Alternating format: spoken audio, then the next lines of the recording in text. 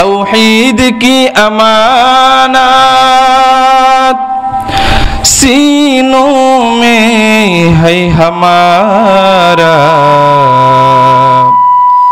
आशा नहीं मिटाना नामो निशा हमारा। बलगल औला बिकमालिही कशफत दुजा बिजमालिही हसनत जमीउ खुसालिही सल्लु अलैहि व आलिहि। ला इलाहा इल्लल्लाह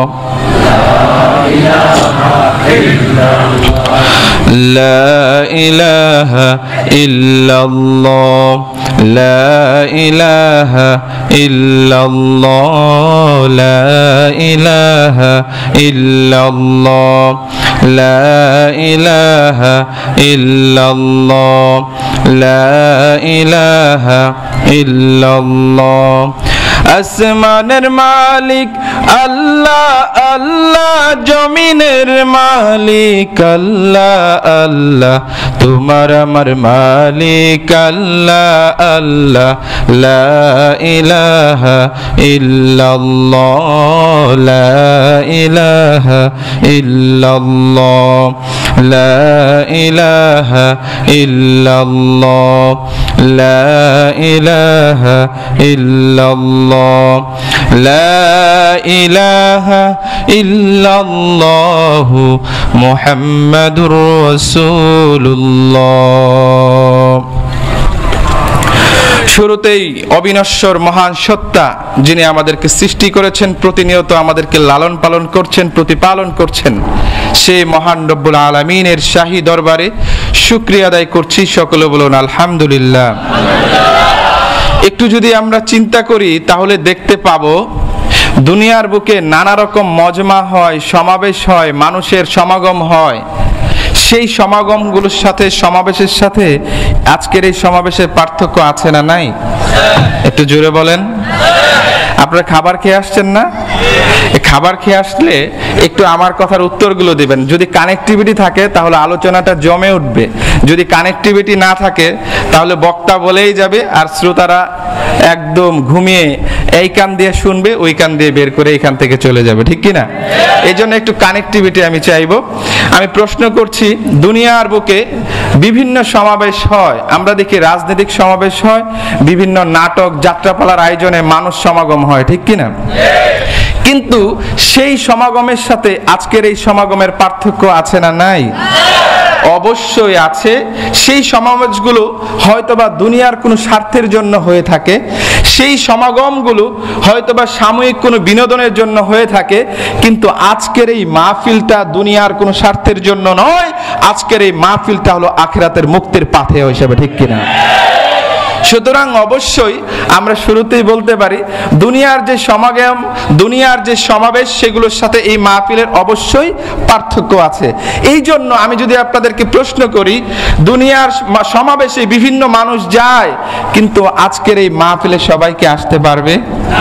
একটু জোরে বলেন। কেন আসতে পারবে না? কারণ হলো দুনিয়ার বুকে এই মাহফিলটি হলো জান্নাতের বাগান। জান্নাতের বাগানে কেউ চাইলেই আসতে পারবে না, আল্লাহ রব্বুল আলামিন যদি তৌফিক না দেন, ঠিক কিনা? ছোট্ট একটি গল্পের মাধ্যমে, ঘটনার মাধ্যমে, পরিচিত ঘটনা আপনাদেরকে উদাহরণ হিসেবে আপনাদের কাছে পেশ করতে চাই।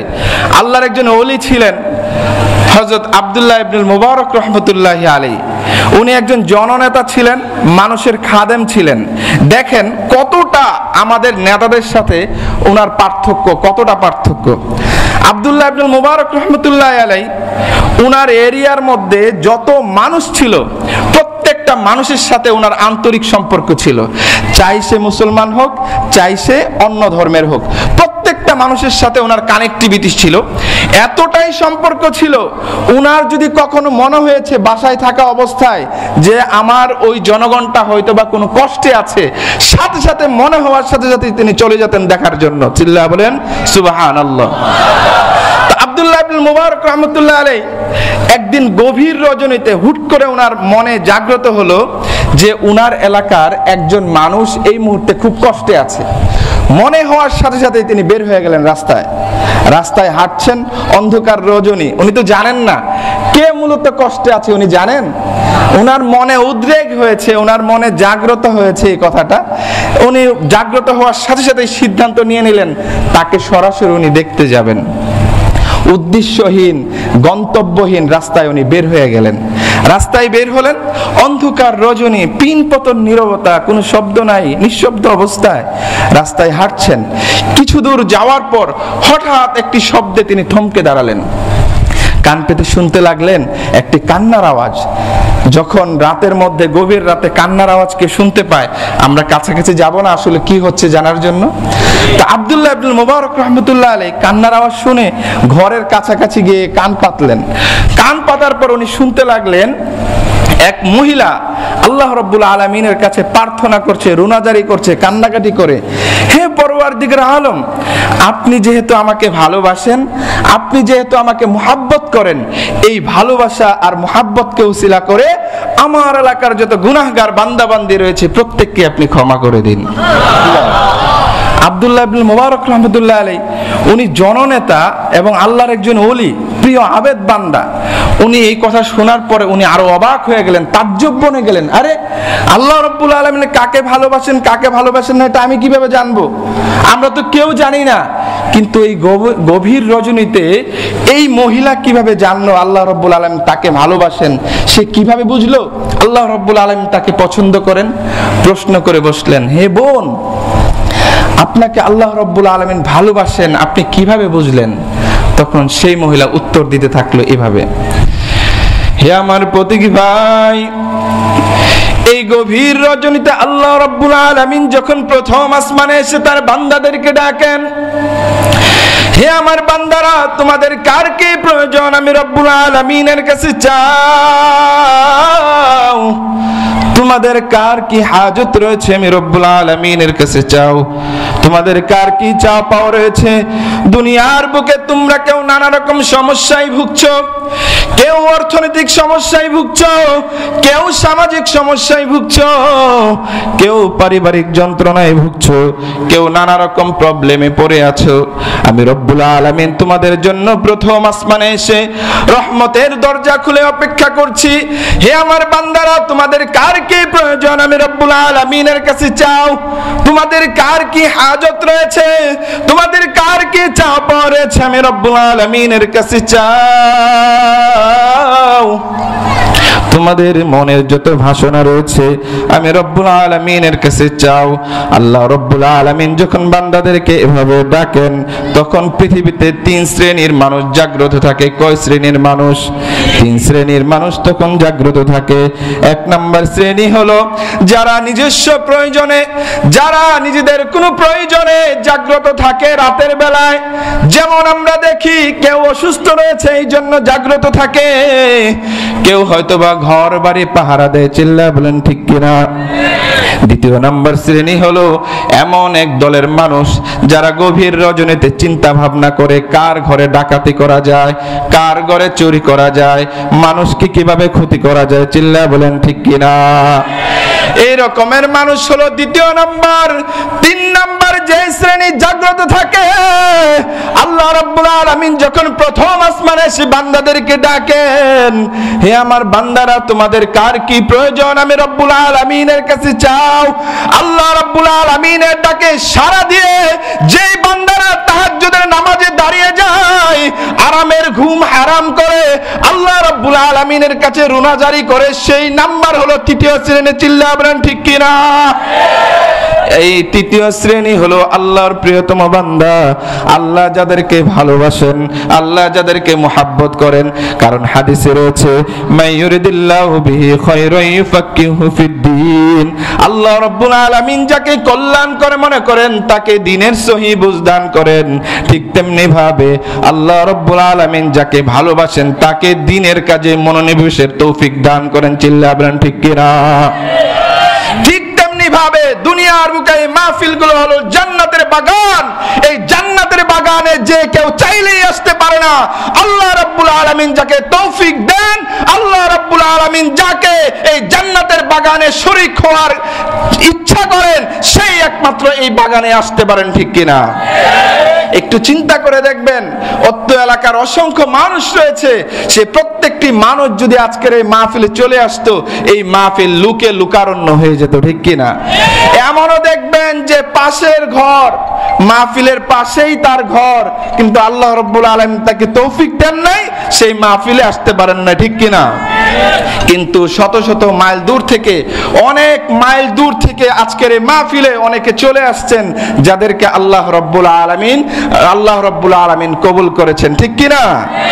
তুমি মিটাও সকল চাওয়া দুদিন আগে পরে, মারহাবা বলেন। তুমি মিটাও সকল চাওয়া দুদিন আগে পরে, তোমার কাছে সকল পাওয়া সবই তোমার তরে, তোমার কাছে চাই যে পানা আমরা প্রতিদিন,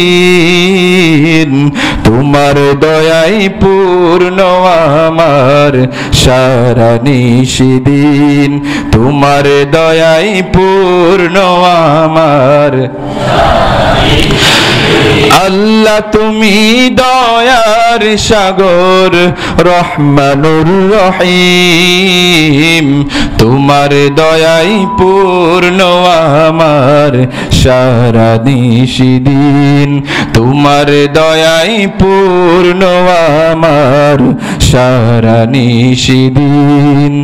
তুমি পারো করতে মোচন অভাব দুঃখী লোকের,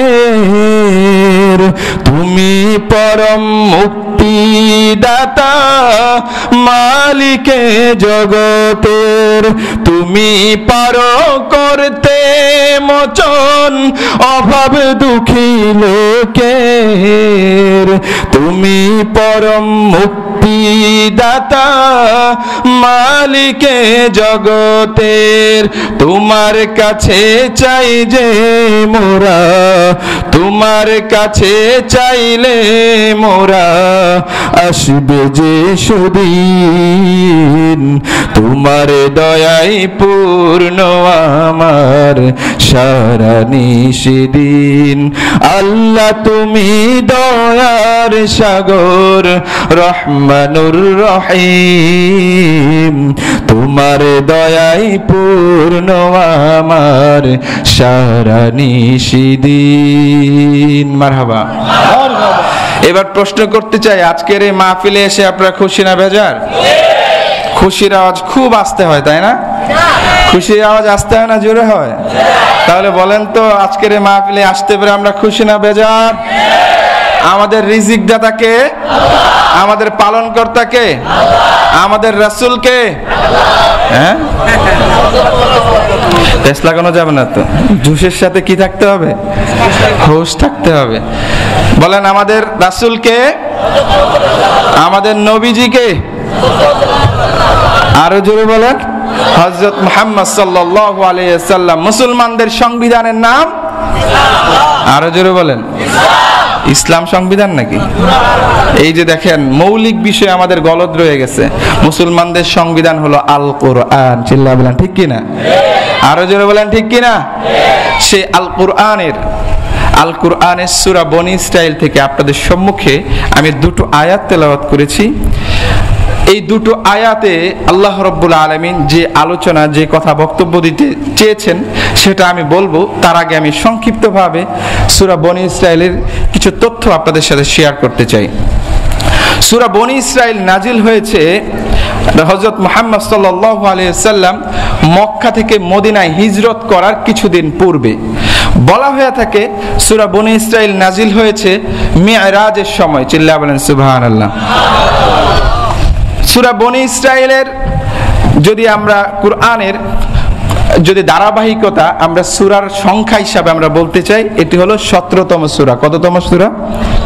এর আয়াত সংখ্যা হলো 111। কত নাম্বার? কত? 111। আমি আপনাদের সম্মুখে যে আয়াত তেলাওয়াত করেছি দুটো আয়াত, সেটা হলো 23 নাম্বার এবং 24 নাম্বার আয়াত। কয় নাম্বার? 23 নাম্বার এবং 24 নাম্বার আয়াত। এই আয়াতে কারিমায় আল্লাহ রাব্বুল আলামিন দুটো নির্দেশনা দিয়েছেন। কয়টা নির্দেশনা? একটু কথা বলতে তো হবে। কয়টা? দুইটা নির্দেশনা প্রদান করেছেন। এই দুইটা নির্দেশনা হলো দুই রকমের। কয় রকমের? একটা নির্দেশনা হলো ঈমানের সাথে সম্পৃক্ত। কিসের সাথে? আরেকটা নির্দেশনা হলো মানুষের সাথে সম্পৃক্ত। কার সাথে?